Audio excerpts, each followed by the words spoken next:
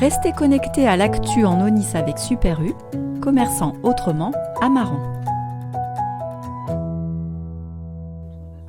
Elle est obligatoire dans les voitures, mais elle l'est également dans les cars, bus et autres transports en commun. Il s'agit évidemment de la ceinture de sécurité. Durant 2 jours, ce lundi 7 et mardi 8 novembre, les élèves de 6e des collèges André Dulin et Saint-Sacrement d'Aigrefeuille d'Aunis ont participé à une action de sensibilisation sur le port de la ceinture de sécurité. Alors si en voiture, les mœurs sont évoluées, dans les bus, les mentalités ont encore du chemin à parcourir. C'est en tout cas ce que nous explique Francis Jacob, consultant d'Agora Formation. C'est devenu une habitude et un réflexe dans la voiture. Dans les cars, ça l'est pas du tout. Il y a une statistique nationale qui dit que moins de 5% des moins de 19 ans s'attachent dans les transports en commun. Déjà, la ceinture est apparue plus tard dans les cars que dans les voitures, donc il y a un certain temps pour qu'on s'habitue. Elle est obligatoire seulement depuis 2015. Et c'est plus une question de réflexe, d'habitude. Et je dirais qu'il y a aussi ce sentiment de sécurité de par le fait que c'est un véhicule plus important.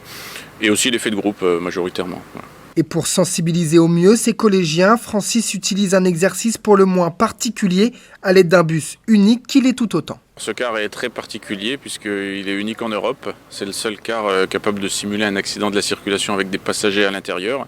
Il se couche sur le flanc pour simuler un accident de renversement tout simplement.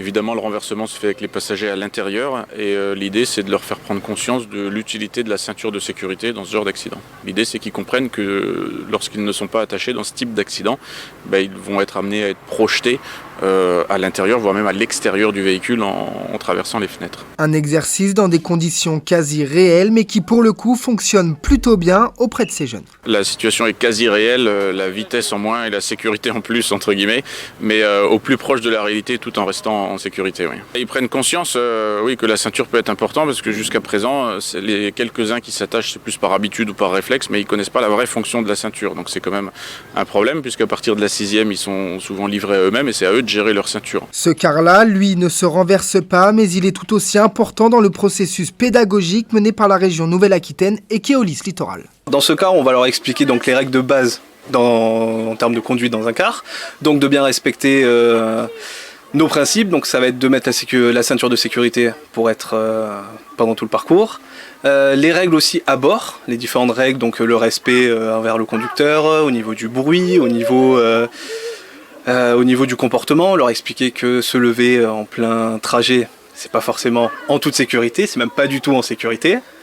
Donc ça va être vraiment pour leur rappeler les règles de base de conduite dans un car. Les formateurs, à l'image de Mathieu Lilian, abordent également la notion d'angle mort. Et après une simulation d'accident, les élèves se sont mis dans la peau d'un conducteur. Leur montrer que le conducteur, il a une vision qui est quand même assez réduite et de leur expliquer aux abords des arrêts, aux enfants, de bien se positionner pour pas être donc dans les angles morts par rapport au conducteur. Ils prennent la place du conducteur, on installe un petit bonhomme factice juste devant le car et aussi une note de collègue qui est sur le côté dans les angles morts pour leur montrer que malgré leur positionnement, ils ne les voient pas. Cette notion d'angle mort peut paraître floue chez certains collégiens.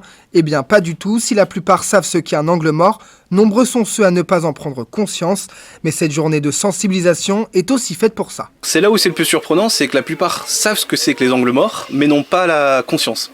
Donc à la place du conducteur, ils se rendent compte que oui, effectivement, on ne voit pas les différents camarades qui sont à côté. Donc du coup, là, pour le coup, la sensibilisation fonctionne très bien. Entre exercices théoriques et pratiques, près de 250 élèves ont participé à cette action de sensibilisation. Durant le premier trimestre de l'année scolaire 2022-2023, ce ne sont pas moins de 35 collèges qui ont eu recours à cette journée d'action, soit environ 3575 collégiens au total.